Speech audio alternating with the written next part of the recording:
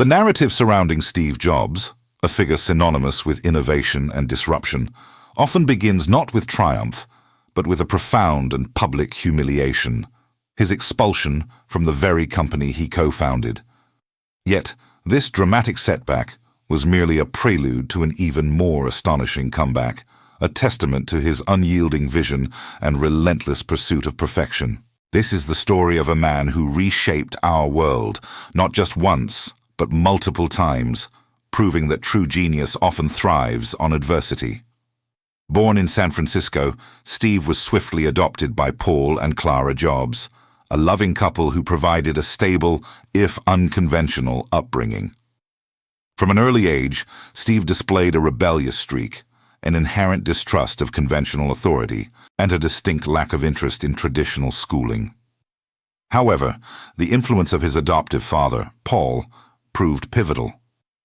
Paul, a skilled mechanic, meticulously taught young Steve the art of working with his hands, emphasizing the beauty of craftsmanship, even in unseen components. This early exposure to precision and detail would profoundly shape Steve's future design philosophy. His academic path remained erratic, culminating in a brief, transformative stint at Reed College. He dropped out after just one semester, yet crucially, continued to audit classes, including a memorable calligraphy course. Years later, he would famously describe this period as connecting the dots, recognizing how seemingly disparate experiences coalesce into innovation. The trajectory of Apple truly began with an unlikely partnership.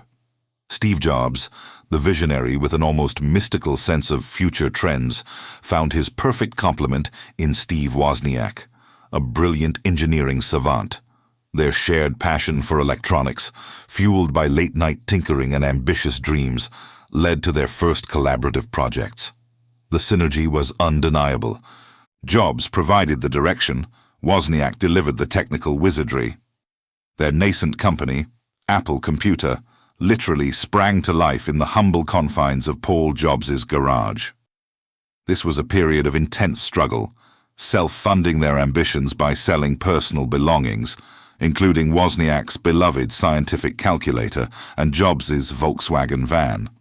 Their initial creation, the Apple I, was a crude but revolutionary circuit board, a pioneering step towards making computing accessible.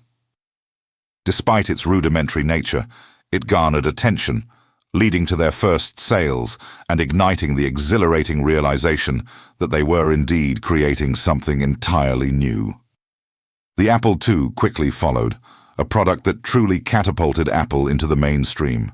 Its elegant design and user-friendly interface, combined with Jobs' nascent marketing brilliance, transformed a niche hobby into a cultural phenomenon. Apple's growth was explosive, transitioning from a garage startup to a publicly traded company at an astonishing pace. During this period, Jobs' leadership style began to crystallize, demanding, visionary, often abrasive, but undeniably effective. The Apple II wasn't just a computer, it became a symbol of a new era, profoundly impacting how people interacted with technology. Yet Jobs' insatiable drive pushed him further. His next obsession was the Macintosh project, a relentless pursuit to create a truly user-friendly, aesthetically pleasing computer, embodying his insanely great philosophy. The Macintosh team became an almost cult-like entity, driven by Jobs' intense pressure, long hours, and occasional internal conflicts. The world caught its first glimpse of this revolutionary machine through the iconic 1984 Super Bowl commercial, a bold, cinematic statement defying IBM's corporate dominance. The Macintosh launched to much fanfare, a triumphant moment for Jobs. However, beneath the surface of this success, simmering tensions with Apple's board began to surface, hinting at a looming power struggle that would soon define his journey. Before we continue, subscribe to the channel and tell us in the comments where you are watching from.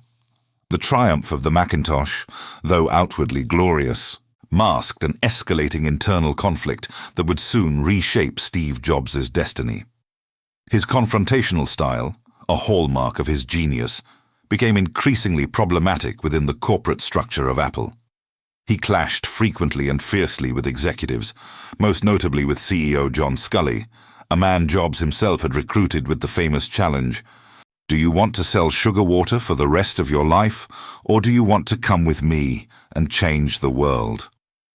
Disagreements over product direction, the very soul of Apple's company culture, and ultimately control, became irreconcilable. Jobs, with his unyielding vision, was perceived by many as a difficult, uncompromising leader, a force of nature that chafed against the established hierarchy. The simmering tensions finally boiled over into a full-blown boardroom battle. In a pivotal, emotionally charged meeting, the company's board, persuaded by Sculley's arguments and perhaps wary of Jobs' volatile nature, sided unequivocally with the CEO. For Jobs, it was a public and deeply personal defeat. The humiliation of being stripped of his operational duties, relegated to a largely ceremonial role, was immense. The very company he had co-founded in a garage, nurtured with his blood, sweat, and tears, was effectively turning its back on him. The irony was brutal, the betrayal profound. The shocking reality soon followed. Steve Jobs was forced out of Apple. The news reverberated through the tech world, sending shockwaves of disbelief. How could the visionary behind Apple, the very embodiment of its innovative spirit, be cast aside? His personal devastation was palpable, a deep wound that would take years to heal. Public reaction was a mixture of sorrow and speculation, with many wondering if Apple could truly thrive without its iconic leader. The future of the Cupertino giant, now devoid of its most potent creative force, seemed uncertain, precarious even. Cast adrift from his corporate home, Jobs entered a period widely referred to as his wilderness years. Initially, despair and profound self-doubt threatened to consume him. Yet true to his nature, this exile ultimately forged an even stronger resolve. He found new purpose in the creation of Next Computer, a venture born from his desire to build the next generation of computing, unencumbered by corporate politics.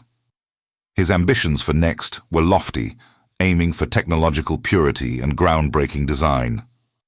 However, the path was fraught with challenges.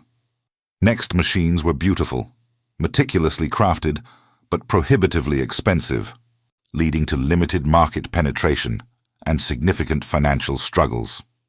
Around the same time, another seemingly unrelated venture captured his attention.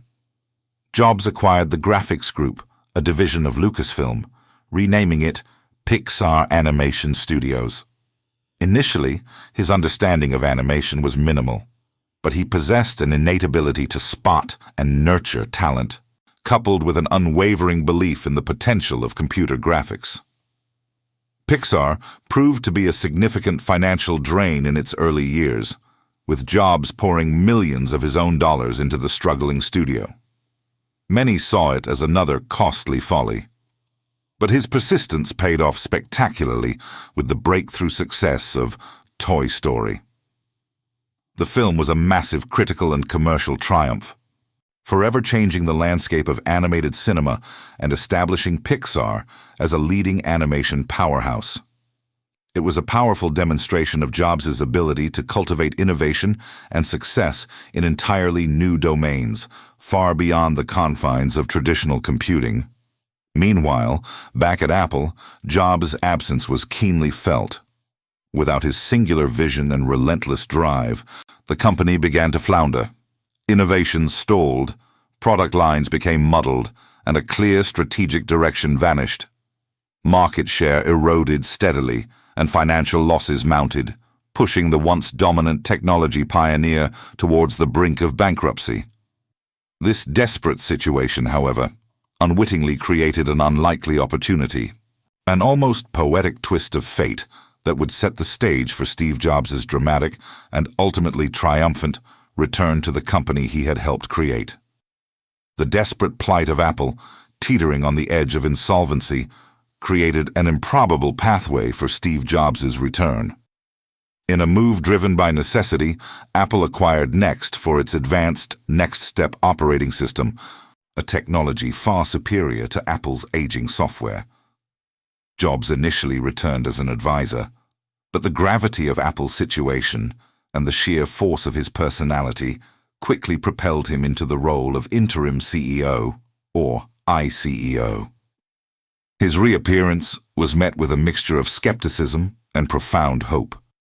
Could the prodigal son truly save the company that had once cast him out? Jobs wasted no time in asserting his vision, initiating a period of ruthless efficiency. He immediately began cutting unprofitable products and projects, streamlining Apple's sprawling and muddled offerings. His focus was singular: return Apple to its core strengths and simplify its message. This radical simplification was encapsulated in the iconic Think Different campaign, a powerful rebranding message that celebrated rebels, visionaries, and those who dared to defy the status quo, a clear reflection of Jobs himself. It was a bold statement signaling that Apple was back, and it was thinking differently. The first tangible fruit of this renewed focus was the original iMac. Launched in 1998, its translucent, colorful casing and user-friendly design were a radical departure from the beige boxes dominating the market. The iMac was an immediate sensation, attracting new customers and re-establishing Apple's reputation for design and innovation. It created a powerful halo effect, demonstrating that Apple was once again capable of producing desirable, groundbreaking technology. The fear and doubt surrounding Jobs' return began to dissipate, replaced by a growing sense of excitement. Jobs then articulated his digital hub strategy, envisioning the computer as the central point for all digital devices.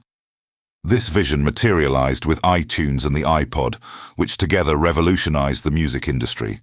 The iPod, with its intuitive scroll wheel and seamless integration with iTunes, made carrying an entire music library in one's pocket a reality. It was a testament to Apple's core principle, the perfect integration of hardware and software, creating an unparalleled user experience. Apple was not just selling gadgets, it was selling an ecosystem, a lifestyle. But the true game changer was yet to come. The highly secretive development of the iPhone captivated Jobs' attention and demanded his relentless pursuit of perfection. Its unveiling in 2007 was a moment that fundamentally altered mobile computing forever. With its elegant design, multi-touch interface, and the revolutionary App Store, the iPhone wasn't just a phone, it was a mobile computer, a gateway to an entirely new digital world. Apple's growth became explosive, cementing its dominance in the burgeoning smartphone market and redefining an entire industry. Innovation continued unabated with the introduction of the iPad, which single-handedly created the tablet market. Further advancements included the ultra-thin MacBook Air and the seamless cloud integration of iCloud.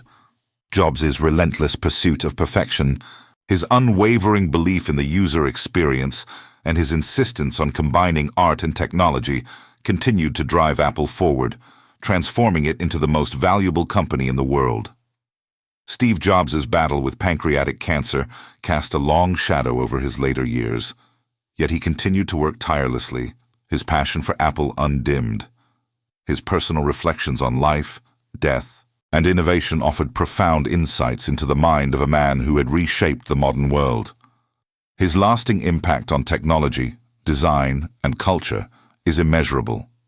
Steve Jobs' story culminates in a dramatic arc of redemption, proving that even after profound setbacks and personal betrayals, a clear vision, unwavering determination, and an uncompromising pursuit of excellence can truly change the world. His life serves as a powerful testament to the transformative power of resilience and the enduring legacy of a true visionary.